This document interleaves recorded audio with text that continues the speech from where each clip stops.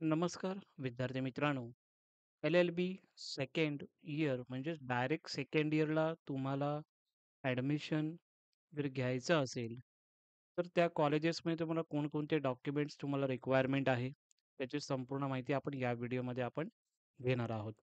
जे विद्यार्थी already LLB first इयरला आहेत आणि जे आत्ता करंटली सेकंड इयरला गेले असतील, असे विद्यार्थी आणि जे विद्यार्थी सेकंड इयरमध्ये होते म्हणजेच एस-वायमध्ये होते, जे आता थर्ड इयरला गेलेले आहेत, अशा विद्यार्थ्यांना कॉलेज चेंज करायचं असेल डायरेक्ट सेकंड इयरला, तर कशा पद्धतीने तुम्ही कॉलेजचे कसे तुम्ही चेंज करू शकता, त्यासाठी डॉक्युमेंट कोणते लागणार आहेत, याची संपूर्ण माहिती या व्हिडिओमध्ये तुम्हाला देणार आहे. कोणकोणते फॉर्म कशा पद्धतीने फिलअप करायचे आहे, त्याचे ऑलरेडी व्हिडिओ आपण बनवलेले आहे. ते चॅनलला अवेलेबल आहे. तिथून तुम्ही बघू शकता. आता आपण बघूया रिक्वायर्ड डॉक्युमेंट लिस्टमध्ये कोणकोणते डॉक्युमेंट तुमच्याकडे असले पाहिजे, जेणेकरून ॲडमिशनसाठी तुम्हाला प्रॉब्लेम होणार नाही. फर्स्ट जर आपण डॉक्युमेंट लिस्ट जर बघितली, तर ही नॉर्मल डॉक्युमेंट लिस्ट आहे, जी तुमच्याकडे असली पाहिजे. 10th मार्कशीट, 12th मार्कशीट, ग्रॅज्युएशनची जे काही मार्कशीट तुमच्याकडे असेल, एल-एल-बीचे मार्कशीट म्हणजे जे काही सेमिस्टर तुमचे आता समजा सेकंड इयरला जो स्टुडंट असेल, त्याच्या 2 सेमिस्टरच्या एक्झाम झालेल्या असणार आहेत. ओके. सो या दोन्ही सेमिस्टरच्या तुमच्या पासिंगचं जे काही डॉक्युमेंट असेल, लाइक सेमिस्टर वाईज तुमच्या एक्झाम झालेल्या आहेत. तर जो रिझल्ट आहे तो तुमच्याकडं असणं गरजेचं आहे. थर्ड इयरला जो स्टुडंट असेल, त्याला जर ॲडमिशन घ्यायचं असेल एखाद्या कॉलेजमध्ये, तर मग तुमचे 2 इयर झालेले आहे. फर्स्ट इयर आणि सेकंड इयर असे 4 सेमिस्टर झालेले आहेत. तर तुमचे 4 रिझल्ट हे तुमच्याकडे असणं गरजेचं आहे.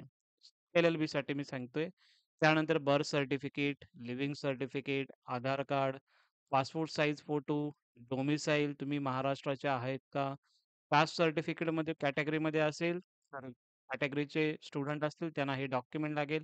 जे ओपनमध्ये असतील त्यांना कोणतंही डॉक्युमेंट कॅटेगरीसाठी लागणार नाही. ओपनसाठी नॉर्मल डॉक्युमेंट्स आहेत, ते नॉर्मल लागणार आहेत. कॅटेगरीचे स्टुडंट असतील तर caste certificate, caste validity, non creamy layer certificate, EWS student असेल तर ई-डब्ल्यू-एस सर्टिफिकेट, मायनॉरिटी डॉक्युमेंट म्हणजे मायनॉरिटीच्या कॅटेगरीचे स्टुडंट असेल मायनॉरिटीचं डॉक्युमेंट आणि इन्कम सर्टिफिकेट जे विद्यार्थी कॅटेगरीमध्ये आहेत, त्यांनी इन्कम सर्टिफिकेट काढले असेल, तर असे डॉक्युमेंट्स तुम्हाला लागणार आहेत.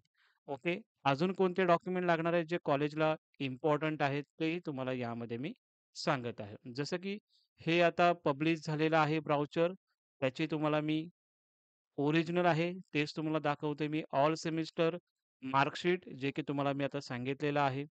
No objection certificate from the previous institution म्हणजे ज्या कॉलेजमध्ये तुम्ही आता एज्युकेशन घेत आहात, त्या कॉलेजचं तुम्हाला नॉन ऑब्जेक्शन सर्टिफिकेट तुम्हाला भेटलं पाहिजे आणि ते कधीपर्यंत तुम्हाला द्यायचे आहे डॉक्युमेंट्स 13 ऑगस्ट 2025 पर्यंत तुम्हाला ते द्यायचे आहेत. एलिजिबिलिटी सर्टिफिकेट कुणाला आहे? जे अदर स्टुडंट असतील Mumbai, other than Mumbai university त्या स्टुडंटला एलिजिबिलिटी सर्टिफिकेट हा डॉक्युमेंट लागणार आहे. जे स्टुडंट रिझल्ट असेल तुमचा, तो तुमचा मार्क्समध्ये असणं गरजेचं आहे. जर सी-जी-पी-एमध्ये असेल, तर ते तुम्हाला कन्व्हर्ट करावं लागेल मार्क्समध्ये. जसे कन्व्हर्जन सर्टिफिकेट आता आपण बनवतो, तशा पद्धतीने तुम्हाला कन्व्हर्जन सर्टिफिकेट बनवावी लागेल. ठीक आहे. जे विद्यार्थ्यांच्याकडे सी-जी-पी-एचे मार्क्स असतील, नॉर्मली मुंबई युनिव्हर्सिटीचे स्टुडंट असतील, तर मार्क्समध्ये तुम्हाला ते मार्क्स दिले जातात तुमच्या सर्टिफिकेटमध्ये. सो मुंबई युनिव्हर्सिटी स्टुडंटला कोणतंही कन्व्हर्जन सर्टिफिकेट बनवायची गरज नाही. तुम्हाला डायरेक्टली मार्क्स दिले जातात तुमच्या मुंबई युनिव्हर्सिटीच्या सेमिस्टरची जी काही मार्कशीट आहे त्यावरती. आणि कॅप अलॉटमेंट लेटर हे तुमच्याकडं असलं पाहिजे, जे तुम्ही ॲडमिशनला ज्या कॉलेजमध्ये तुम्ही ॲडमिशन घेतलं त्यावेळी तुम्ही अलॉटमेंट लेटर तिकडे सबमिट केलेलं असणार आहे.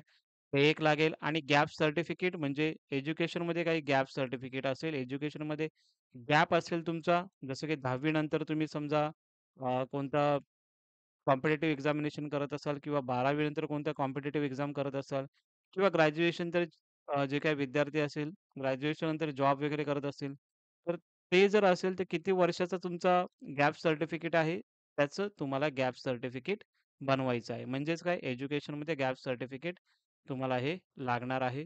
आणि ॲनेक्शर हे फॉर्म हे खूप विद्यार्थी बोलवते, की सर ॲनेक्शर हे फॉर्म कुठे भेटेल?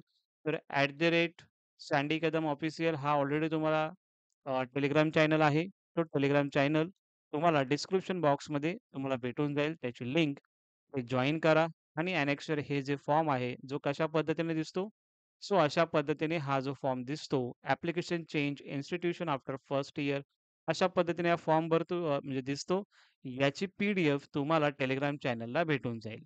सो कोणकोणते डॉक्युमेंट्स लागतात ते तुम्हाला मी सांगितले. ते डॉक्युमेंट्स तुम्हाला घेऊन जायचं आहे कॉलेजेसमध्ये, ज्या कॉलेजमध्ये तुम्हाला ॲडमिशन घ्यायचं आहे, असे कॉलेजेस. ठीक आहे. सो मे बी तुम्हाला सर्व गोष्टी समजल्या असतील, जे काही तुम्हाला सांगितलेलं आहे मी. अजून काही तुम्हाला डाऊट असतील, तर नक्की तुम्ही कमेंट सेक्शनमध्ये मला विचारू शकता. नक्की तुम्हाला मी हेल्प करण्याचा नक्की प्रयत्न करेन. Thank you so much.